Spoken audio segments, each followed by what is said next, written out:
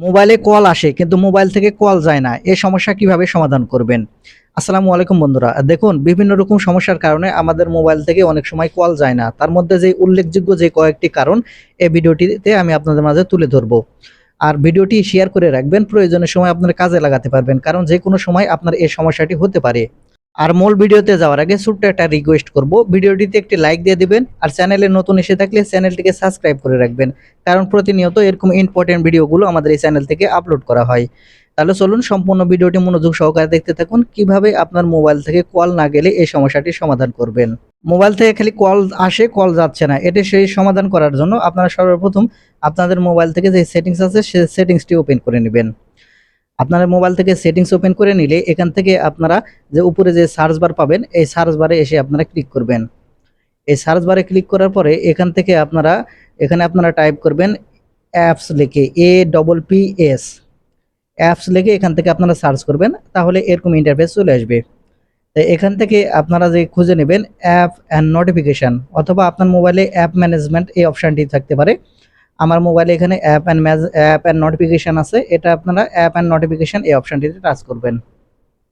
App and notification অপশানে click করলেই আপনারা এখানে দেখতে পাবেন অল অ্যাপস নামে একটা অপশান। এখান থেকে দেখতে পাচ্ছেন আপনাদের যে মোবাইলে যতগুলো অ্যাপ আছে সবগুলো শো করবে আপনারা যদি অল অ্যাপসে ক্লিক করেন। এখানে দেখতে পাচ্ছেন আমার মোবাইলে যতগুলো অ্যাপ্লিকেশন আছে সবগুলো কিন্তু এখানে দেখা যাচ্ছে।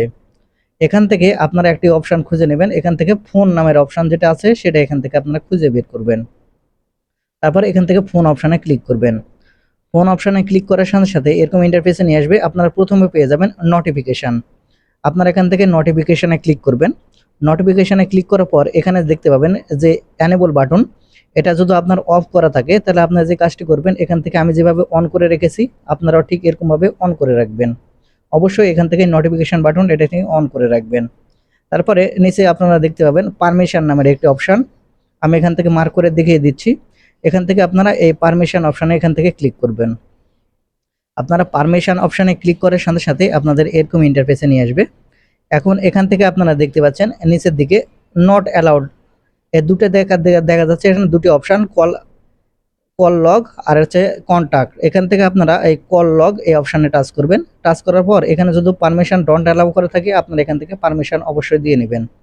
তারপর এখানে আপনারা দেখতে পাবেন কন্টাক্টস, আপনারা এখান থেকে কন্টাক্টসে টাচ করবেন। এই কন্টাক্টসে ক্লিক করার পর এখান থেকে অ্যালাউ বাটনে ক্লিক করবেন, অ্যালাউ বাটনে এখান থেকে অ্যালাউ করে নেবেন। অর্থাৎ এখানে আপনারা দেখতে পাচ্ছেন যতগুলো বাটন আছে, যতগুলো অপশান এখানে আছে সবগুলো অপশান কিন্তু আপনারা অ্যালাউ করে রাখবেন। একটিও যদি আপনি নট অ্যালাউ করে রাখেন তাহলে কিন্তু আপনার মোবাইল থেকে কল যাবে না। কল হয়তো কল আসবে কিন্তু কল যাবে না। সেজন্য সবগুলো এখানে যতগুলো অপশান পেয়ে যাবেন সবগুলো আপনারা এনেবল বাটন অ্যালাউ করে রাখবেন। তারপরে আপনার ব্যাক বাটনে ক্লিক করলে এখানে আপনারা পেয়ে যাবেন storage and cash. Storage and cache click করার পর এখান থেকে আপনারা যে ক্যাশ অপশানটি দেখতে পাবেন, এই ক্যাশটি ক্লিয়ার করতে হবে এখান থেকে। সেই জন্য আপনারা এই ক্লিয়ার ক্যাশ এই বাটনে আপনারা ক্লিক করলেই দেখতে পাবেন আপনাদের এই ক্যাশ যে অপশান বাটনটি আছে, যেটা আছে এমবি ছিল, সেটা কিন্তু এখান থেকে ডিলিট হয়ে যাবে। ঠিক এরকমভাবেই কিন্তু আপনার মোবাইল থেকে কল না যাওয়ার সমস্যাটি আপনারা খুব সহজেই সমাধান করে নিতে পারবেন। তো বন্ধুরা, এই ছিল আজকের ভিডিওটি দেখে যদি একটু উপকার এসে থাকে তাহলে আমাদের চ্যানেলটিকে সাবস্ক্রাইব করে রাখবেন, কারণ প্রতিনিয়ত এরকম ইম্পর্টেন্ট ভিডিওগুলো আমাদের এই চ্যানেল থেকে আপলোড করা হয়। ধন্যবাদ ভিডিওটি দেখার জন্য।